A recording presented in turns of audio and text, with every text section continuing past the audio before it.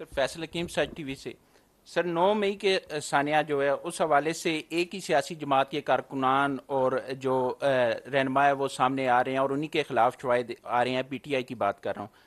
تو عام تاثر یہ پایا جاتا ہے کہ اس کے 9 مئی کے بعد اسٹیبلشمنٹ اور پی ٹی آئی کے درمیان جو مذاکرات کا دروازہ تھا وہ بند ہو چکا ہے. لیکن جو متعلقہ جماعت ہے اس کے چیئرمین مسلسل اس بات پر بضد ہیں کہ وہ صرف اسٹیبلشمنٹ سے مذاکرات کریں گے. کیا اسٹیبلشمنٹ بھی لچک دکھائے گی؟ کیا مذاکرات کے لیے تیار ہوگی؟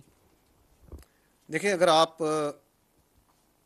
9 مئی کے بعد 15 مئی کو اسپیشل کورٹ کمانڈرز کانفرنس ہوئی، اس کے اعلامیے کو بغور پڑھیں تو اس میں یہ کہا گیا ہے کہ پاک فوج یہ چاہتی ہے کہ تمام سٹیک ہولڈرز، سیاسی سٹیک ہولڈرز آپس میں بیٹھ کر قومی اتفاق رائے پیدا کریں.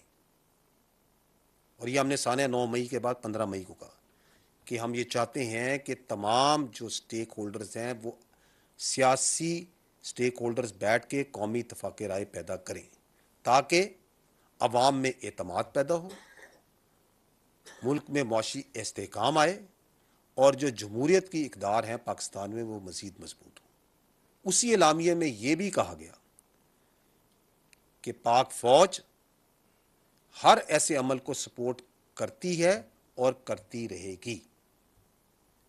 میں نے آپ کو اگر یاد ہو تو اپنی پچھلی پریس کانفرنس میں بھی یہ کہا تھا، اور میں آج دوبارہ یہ کہتا ہوں کہ ہمارے لیے تمام حقیقی سیاسی جماعتیں قابل احترام ہیں، مقدم ہیں اور بلا تفریق ہیں.